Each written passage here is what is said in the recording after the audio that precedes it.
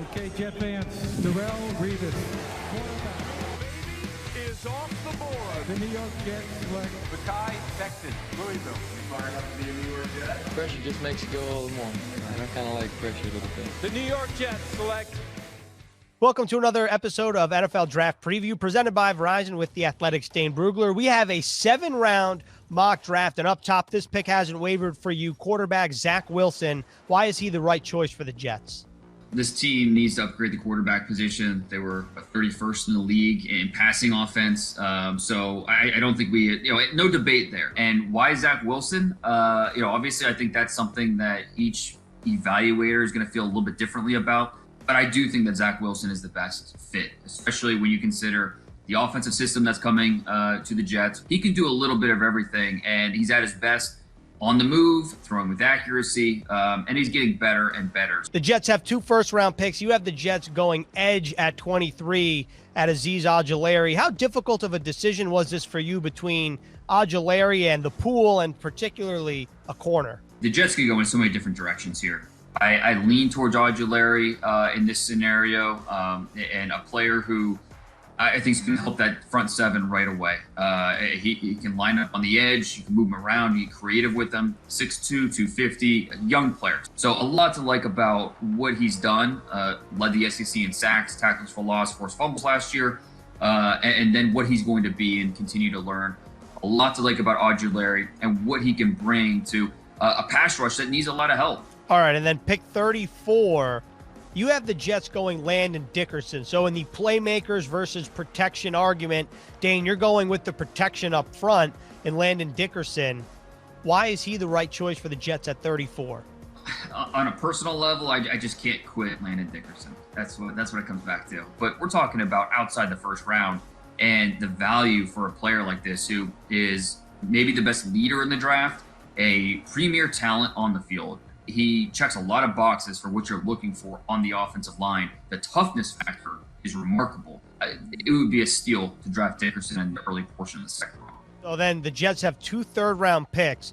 You have them addressing both sides of the ball. Paulson Adebo at 66 and Spencer Brown at 86.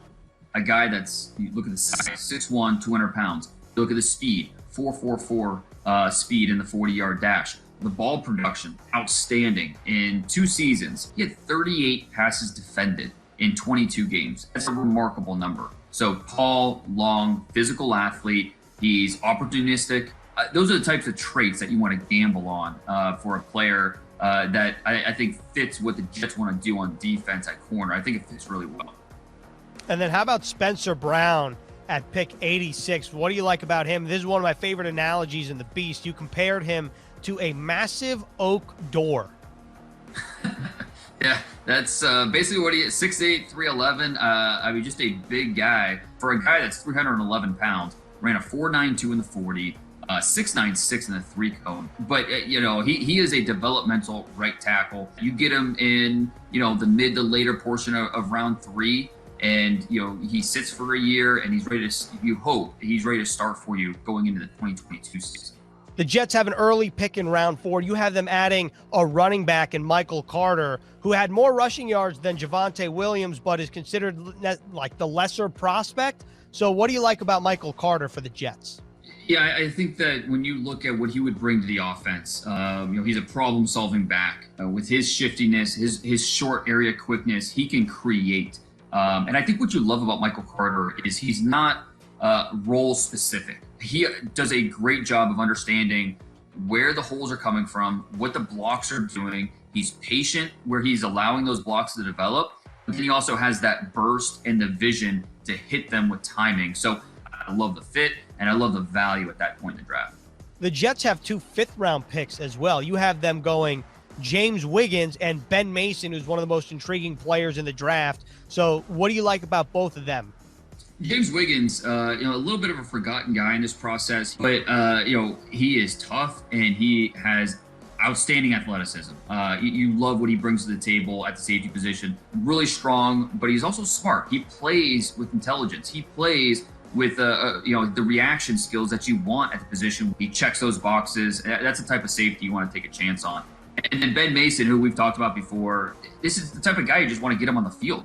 So special teams on offense, he's going to be able to impact this team in different ways. And he's just going to be a type of guy you want to get out there because of the toughness, because of the versatility that he offers. So let's wrap up this mock draft with a pair of 6th-round picks, Isaiah McDuffie and Dax Milne. Why are they the right 2 players for the Jets to round out their mock draft? Isaiah McDuffie makes sense for a guy that you want to maybe roll the dice on at that point in the draft because it's just speed. So then Dax Milne, he's a very reliable player, and obviously the Zach Wilson connection. Can't just gloss over that part of it and how that would be a natural fit. Add him to this offense, and maybe he's your future slot receiver because he is a really quality, dependable, reliable option. Probably best in the slot at the next level. That's all we have here on this episode of NFL Draft Preview presented by Verizon with the Athletic's Dane Brugler. Dane, next week we're talking about who the Jets drafted, not who they can draft. So enjoy the draft, and we'll talk to you next week. Can't wait. Enjoy the draft, Ethan.